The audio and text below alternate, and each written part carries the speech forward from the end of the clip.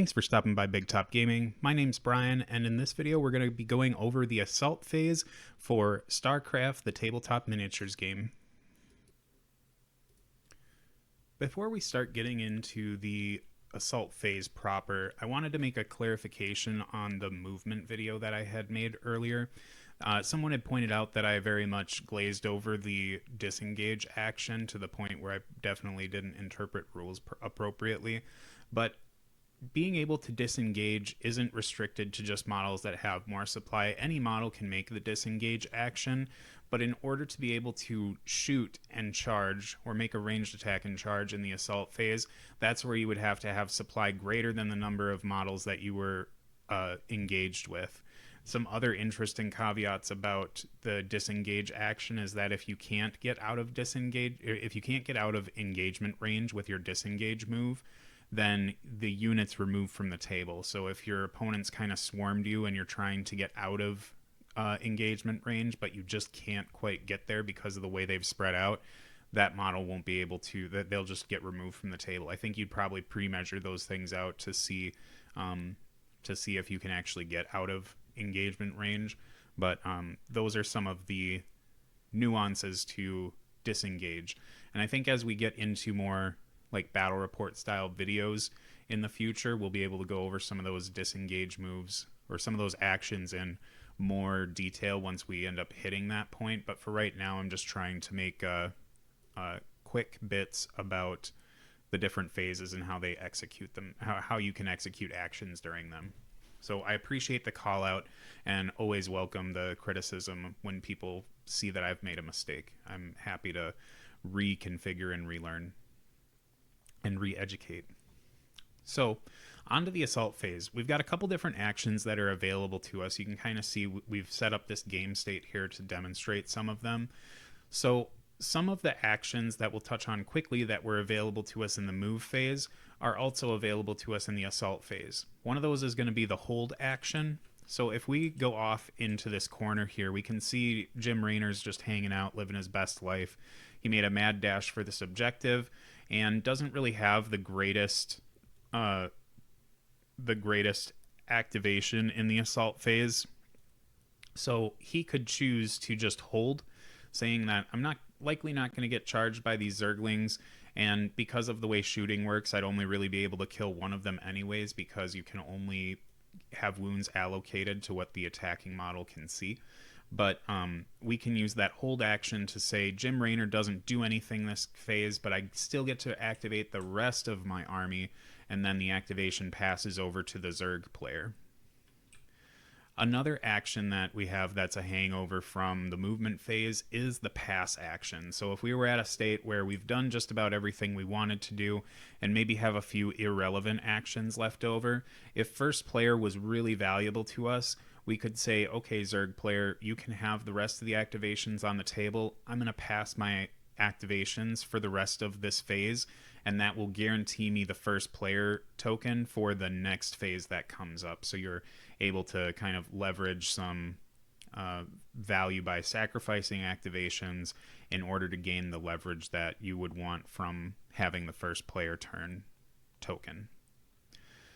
Another really easy action that we have access to in the assault phase is run. So if we take these Marines that are down at the bottom left corner of the map, they don't really have anything great to do in the assault phase, so they'd like to be able to gain some more ground. So what they'll be able to do is, instead of shooting or charging or holding or passing, they're going to make a normal move. So we'll take this front guy, our leading model, and we're going to walk him his 5 inches. And then we get to put up our little bubble of 3 inches, and then these guys will get to zippy zap into, I think the term is his zone of influence, but this will maintain their coherency. They get to teleport within 3, gets them some extra distance, and sets them up for the next turn. And then we'll see if we were smart.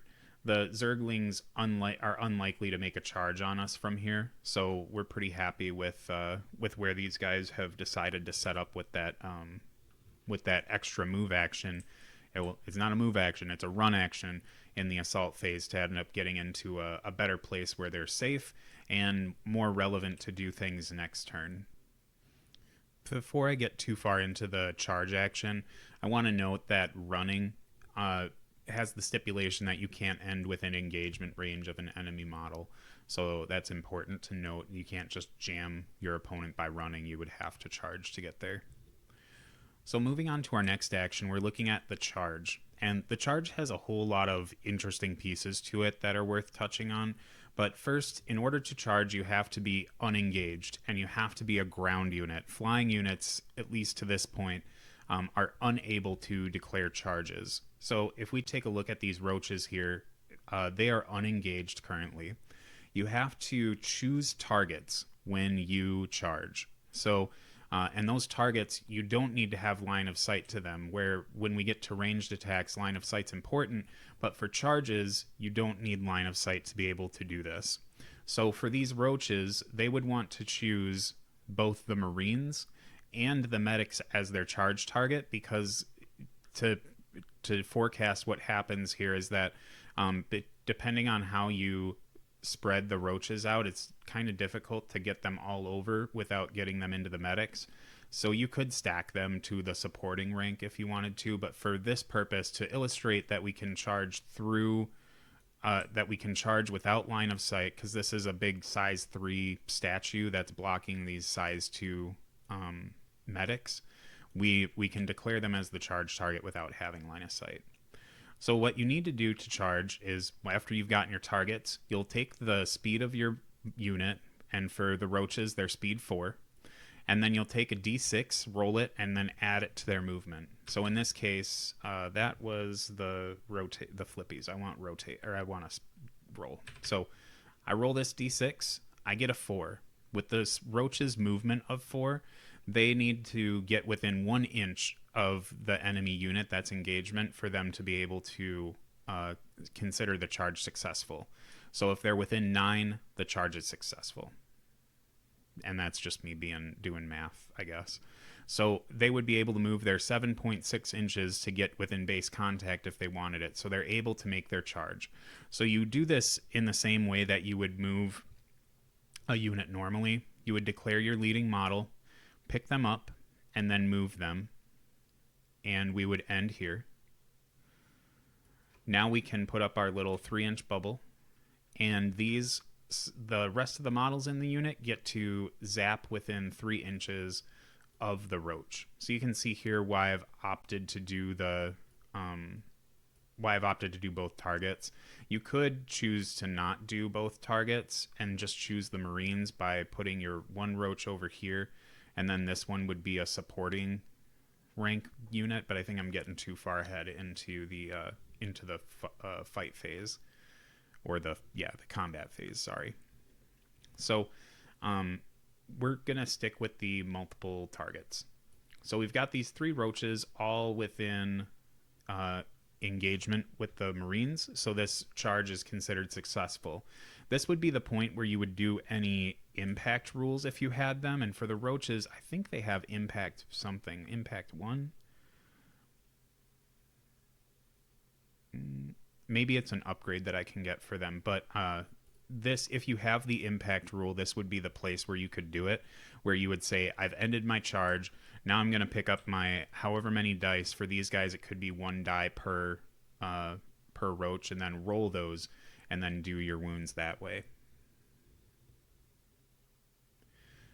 For what it's worth, if a charge were to fail, so if these roaches rolled a 1 on that d6, their charge would be considered a failed charge, and they wouldn't get to move at all. So you want to make sure that you're setting yourself up to be able to get decent charges or have some extra movement that you can add to it through tactics cards or other abilities. But for this charge, the roaches had made it, so they'd be considered to have made a successful charge. So we're going to get into the more complicated part of the assault phase, and that's going to be making a ranged attack. So there are a couple things that happen before you even start taking the attack, right? You have to determine whether the target's eligible, And eligible targets are things that are within line of sight and range. And then there's also the compatibility of the weapon keywords that you have to take into consideration. Also, engagement comes up, but we'll get to that at a different example. But right now, we're just going to take a basic ranged attack. These Marines are looking at trying to get up onto this objective here, but want to try and soften up the Zerglings and maybe the Queen that are encroaching on that objective as well. The first thing we want to do is determine line of sight. So for this, I'm just going to use the measuring tool. This Marine can easily see the unit. Same with the two that are behind him. This Marine has a nice clear straight line of sight to the unit there. This one has line of sight to this particular model, and then this guy here has line of sight to the unit as well. The next part we have to determine is whether they have range or not. And when I had my range tool up, you could see that at least these first three here are well within range of the unit. They can draw a line of sight to a unit that is within 12 inches of their C-14 rifle. The ones that get sketchy are the ones back here. So we have this Marine, and we'll try to draw the 12-inch range. So we have line of sight and range to this particular Zergling, so we have range to the unit. This one here off on the corner, since his line of sight is obfuscated by this crate, we'll be drawing lines this direction. And you can see he just seems to fall short of being able to see anything that he has range to. Even though he has range to this particular Zergling, he can't see it, so I'm fairly certain that that means that he can't make the shot. Additionally, this one has an unobscured line of sight to the unit and is very out of range. So we end up losing these two Marines will not be able to shoot. If we look at the C-14 rifle, it has the keyword for all as its target, and that means that it can target ground units, it can target light units. It also has something called a surge die. Surge dice are, they have a keyword behind them so that if the unit is shooting into the unit that it prefers to shoot in, the unit type, it ends up getting extra damage through with that particular weapon. So looking at the C-14 rifle, we have the rate of attack 2. That means that each one of these models gets 2 shots that contribute to the hit pool. And then the surge die is D3, yeah, just straight D3, sorry.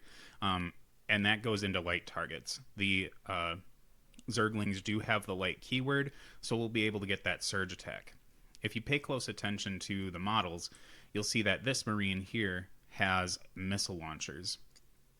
And if we pull up the profile on missile launchers, they have a 12-inch range, and they have the sidearm rule. So typically, when you're declaring your shots, you have to do all of the same weapons have to go, or all of the same weapons have to go on the same target. So every single C-14 rifle that wants to shoot is going to want to go into the Zergling, so if one wants to shoot in there, they all have to shoot in there. The missile launcher is a different type of weapon, so that one does not need to, we're not forced to shoot the rocket launcher into the Zerglings. Instead, we can check range on the Marine, and he is within 12 inches of the Queen, so we can shoot the rocket off in that direction. So the sidearm rule is another keyword on weapons where typically a model has to choose one weapon that it has, and that's the one weapon it gets to fire. The exception to that is the rocket launcher has the rule sidearm. So sidearm allows you to shoot that in addition to another weapon that you have equipped to you. So now that we've determined eligibility on the C-14 rifles, let's try and go through that sequence quick. I've grabbed the 8 dice, I've got 8 dice set aside for their attacks because there's 4 Marines and they have 2 shots each. They hit on 3s, so we can pick these dice up and give them a roll. And then anything that is, we got a cock die here, I just got to get it. Anything that is a 3 or better will count as a hit against the Zergling unit. So we can discard these extra 2s. And the Zerglings will get to roll armor against these particular hits. Now, the surge die happens after the armor saves do. So the Zerglings would get the chance to roll their armor. We can just do that quick. They've got a 6+ save, and they don't pass any of them, so they would end up having currently 7 wounds allocated to the unit. But if we take this surge die, I might have had an extra die in here because I think I rolled 9 instead of 8.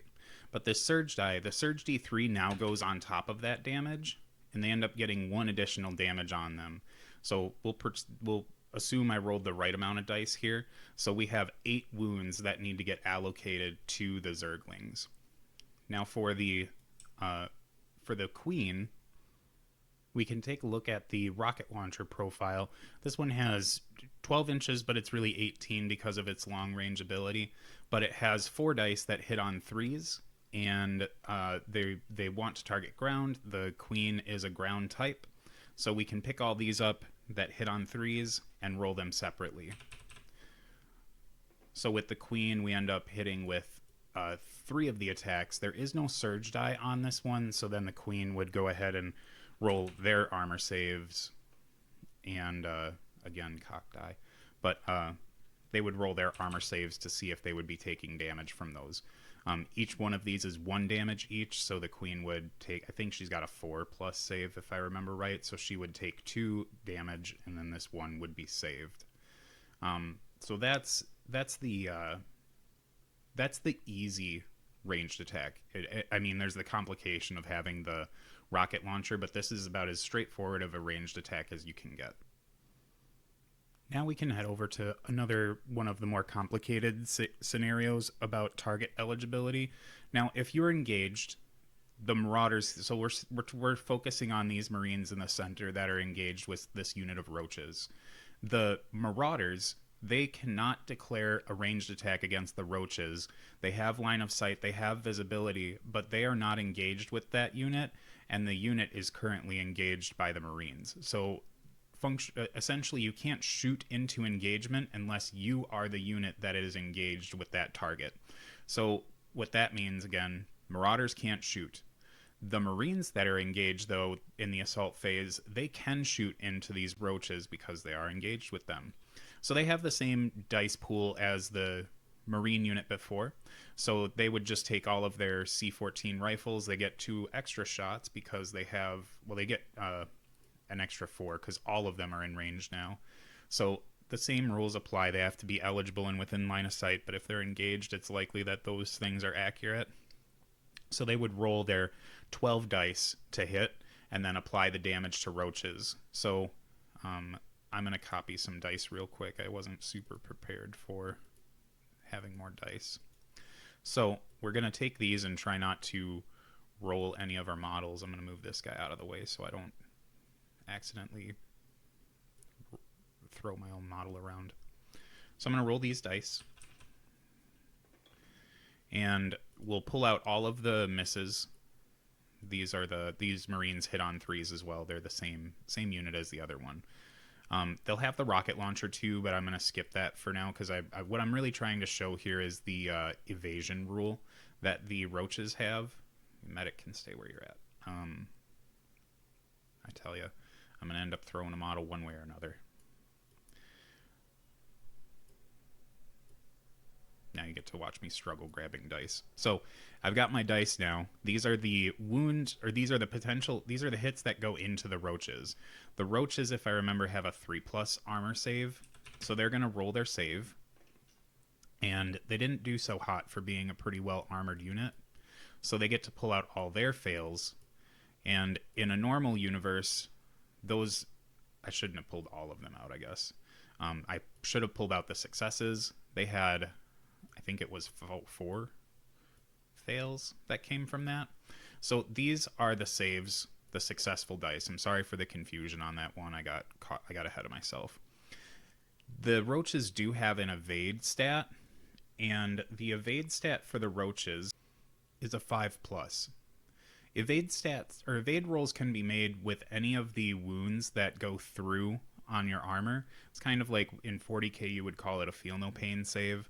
So these wounds don't get allocated to them like they would the Zerglings over here when they were getting shot at outside of engagement, but these guys will get to roll their evasion stat.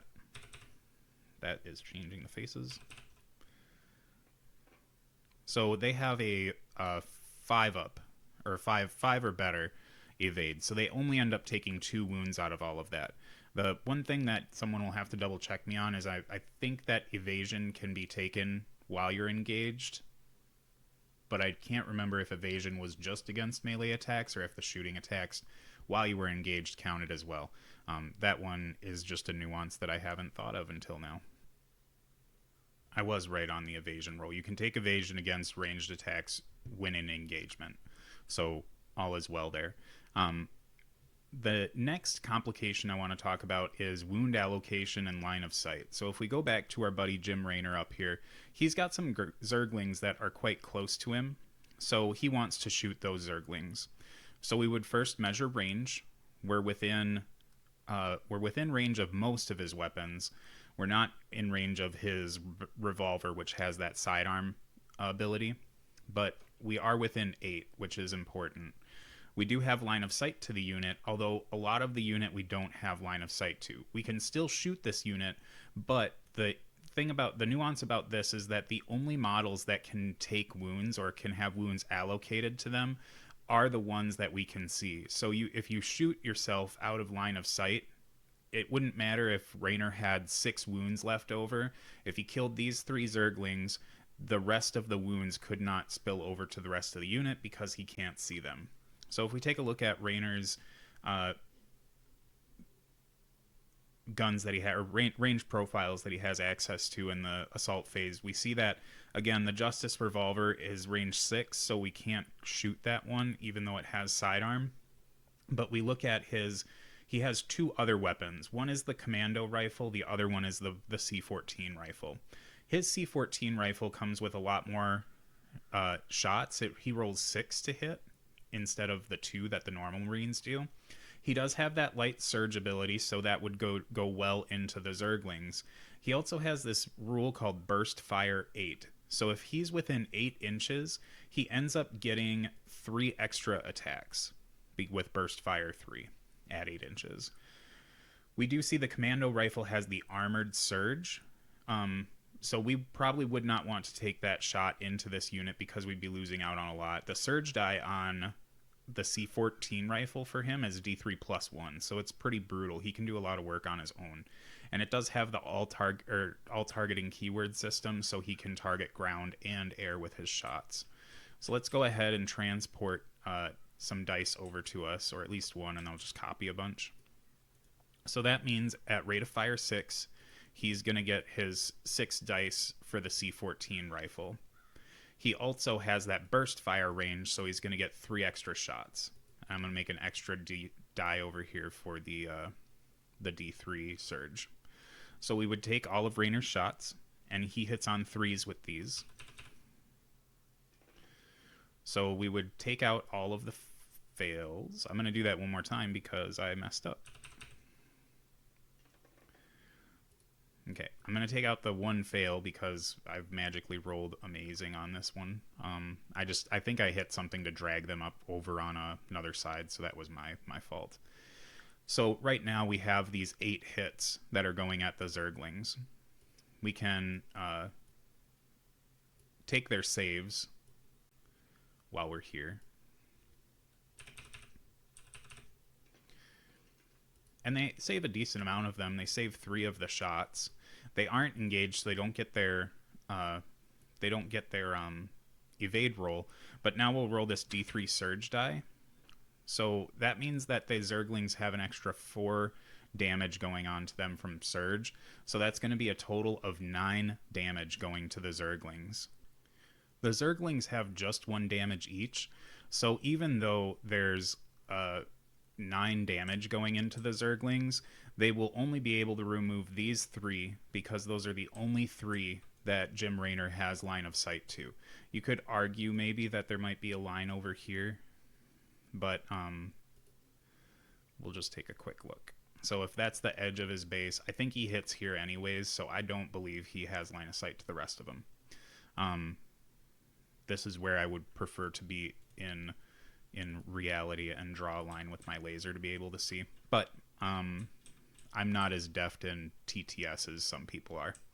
So that finishes up the assault phase and mostly the range shooting. There are tons of abilities that you can get access to that increase your efficacy of shooting. You can enable evade rolls in some way, shape, or form. You can also kick dice out, like the queen over here has the ability where if she's within I think it's 6 inches of 7 Zerg models, then she can suck damage away from them or just make damage fall off, like 2 damage would fall off or something. Like I said, I'm in the midst of kind of reviewing the Zerg rules, so I don't have them stapled to my forehead or anything. But that is the assault phase. If there's any questions or I missed anything, feel free to leave a comment on the video, especially if I missed something, because as much as I don't want to spread misinformation, I always like when people can check me on some of the rules that I'm talking about, because I'm learning this as I go, and enjoy people being able to correct others so that they don't end up learning the game in the wrong way if I've made a mistake somewhere. Otherwise, thanks a lot for watching, and I look forward to seeing you in the next video.